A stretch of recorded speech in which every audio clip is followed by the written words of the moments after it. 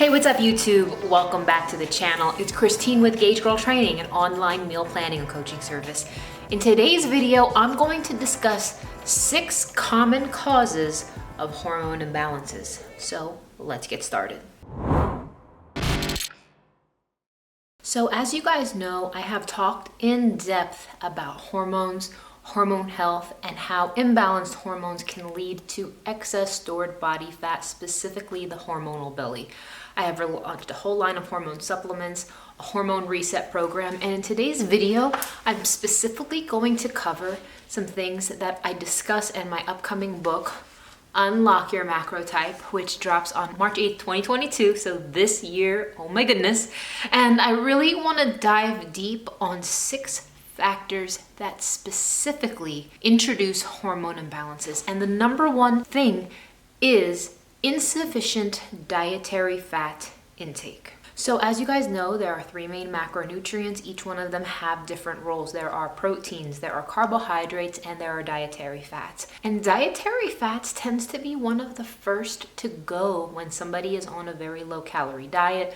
There are a lot of all carb juicing diets out there. A lot of vegan diets have a tendency to be on that 80-10-10 realm. And regardless of how it happens, the reality is if you go too low in your dietary fat intake for too long, it can and will impact ovulation, and it can and will impact fertility. So what happens is when your body is not ovulating regularly, that right there is what introduces estrogen dominance. That will cause your hormones to get all kinds of imbalance. Dietary fat is not bad. And I know for so long, so many people were led to believe that eating fat makes you fat, when the reality is fat does not trigger the hormonal responses that cause fat gain. Fat gain is caused by the triggering of insulin, which causes the body to store food as excess fat. So with that being said, my friends, what is too low in fat? I would say if you are under 40 grams of fat, maybe 35 or less as a female, for anything longer than 2 weeks, 3 weeks, 4 weeks, you're probably going to be setting yourself up for some serious issues related to ovulation. So if you feel that you're not ovulating, you're not getting enough dietary fats. Now the thing is, it doesn't need to be that crazy low for this to be a need. A healthy amount of dietary fats is required. So we're talking about fattier cuts of meat, we're talking about salmon, avocado, grass-fed cuts of red meat, chicken with the skin, whole eggs, nuts. Those are all things that are going to help offset those imbalances due to low dietary fat intake. So number 2 is insufficient dietary fiber intake.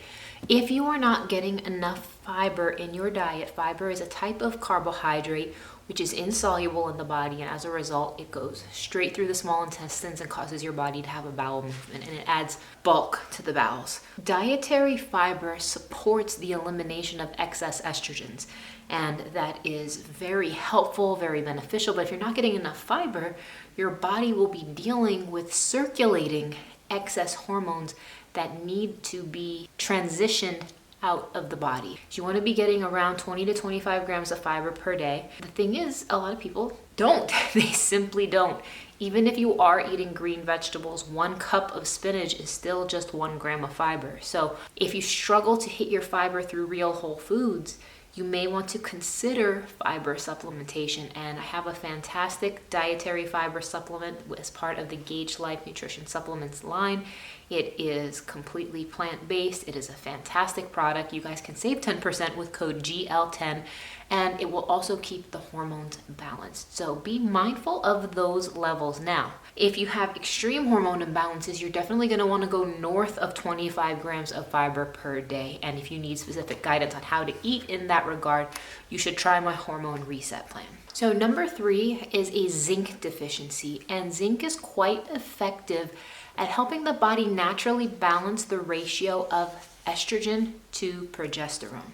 So foods that are high in zinc include oysters, beef, chicken, seeds, nuts, legumes, as well as mushrooms. Item number 4 is a vitamin C deficiency, and I really want you guys to think on this one because this vitamin supports regular function to the ovaries, supporting regular menstruation, as well as ovulation on a monthly basis. And studies have shown that doses of at least 750 milligrams per day are known to increase progesterone levels. So this is a very good thing, and especially my ladies who are prone to miscarry. Your progesterone levels are most likely low. You want to increase that vitamin C.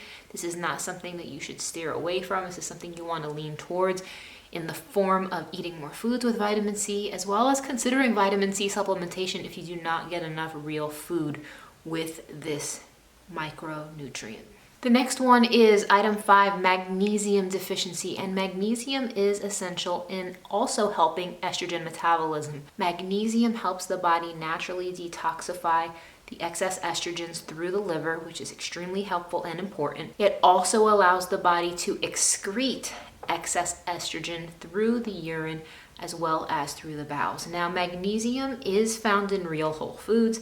It's found in dark chocolate, avocado, nuts, seeds, fatty fish, whole grains, quinoa, spinach, and legumes. So if you are not consuming enough of these foods, again, magnesium is something that you certainly want to consider adding. Last but not least, item number 6 is the overconsumption of estrogen disruptors and hormone-rich foods.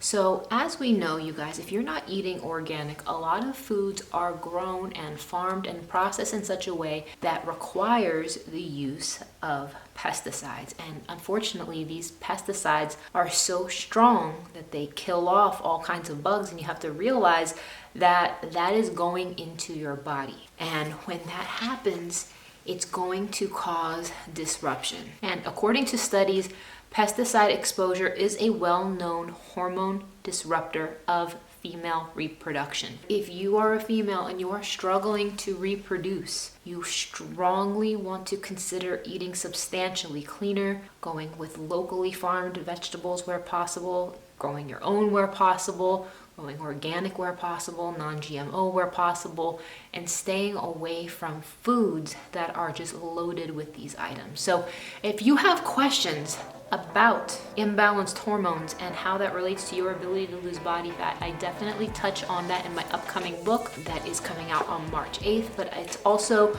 available for supplementation on my Gauge Life site. I have a hormone reset supplement bundle as well as a hormone reset nutrition plan on gaugegirltraining.com. So comment below which of these you believe relates to you and or which of these tips you want to start integrating. So thank you guys for watching, and I'll see you in the next one.